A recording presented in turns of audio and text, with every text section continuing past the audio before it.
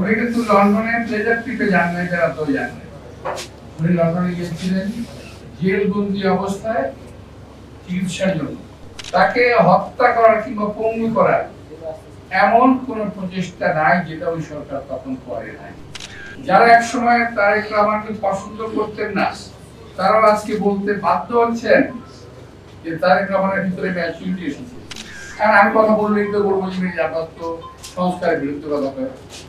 সর্বোপরি আমাদের নেত্রী দেশনেত্রী বেগম খালেদা জিয়া আলাদাকে শুনুন, উনি মৃত্যুর সঙ্গে পাঞ্জাবে আমি বলবো না, বলবো আল্লাহর সহমতে এখনো আমাদের মাথার তাজ হয়ে বেঁচে আছেন। আল্লাহ তাকে দীর্ঘায়ু দান করুন। আমাদের নেতা তারেক রহমান আজকে দীর্ঘদিন নির্বাসনে আছেন। উনি কিন্তু লন্ডনে বেড়াতে যান নাই, কথা নিশ্চয়ই মনে আছে।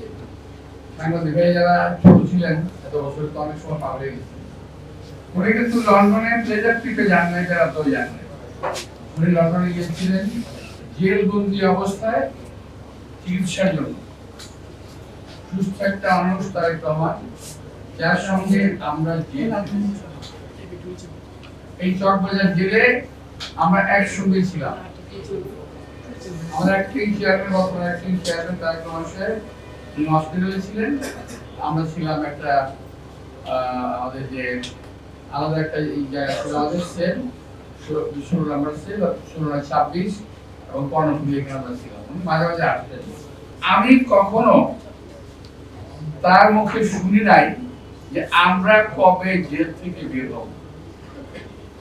আমরা বলতাম, আমি আমার কিন্তু তারপরে আরো অনেক নেতা আমরা ছিলাম, আমরা প্রায় মনে থাকতো কবে জেল থেকে বেরোবো, আমরা কি বেরোতে পারবো, কিন্তু কবে জেল থেকে বেরোবো। কিন্তু তিনি কিন্তু কখনোই আলোচনায় আমরা জেল থেকে কবে বেরোবে কথা বলেন।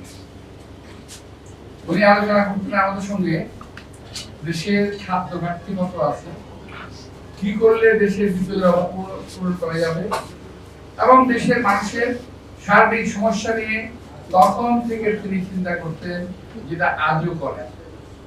এই তারেক রহমান সাহেবকে একদিন দেখলাম আমাদের চোখের সামনে থেকেই নিয়ে যাওয়া হলো সুস্থ অবস্থায় এবং পঙ্গু অবস্থায় জেলে ফেরত নিয়ে আসলো। কি ভয়ঙ্কর একটা চিত্র আমরা দেখলাম সেদিন। আমরা পরে জানলাম তাকে উপর থেকে ফেলে দেওয়া হয়েছিল।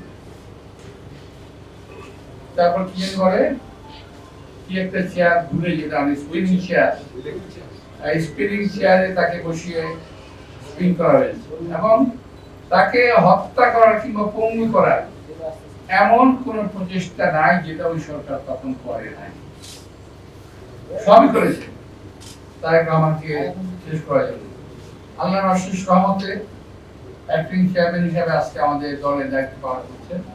এবং আমি বলবো যে আমরা এখন থেকে 20 বছর আগে দেখা যা দেখেছি, 20 বছর আজকে দেখছি অনেক তফাৎ।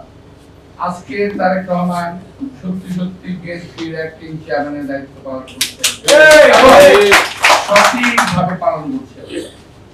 যারা এক সময় তারেক রহমানকে পছন্দ করতেন না, তারাও আজকে বলতে বাধ্য হচ্ছেন যে তারেক রহমানের ভিতরে ম্যাচুরিটি এসেছে। বলে শুনতে ভালো লাগে।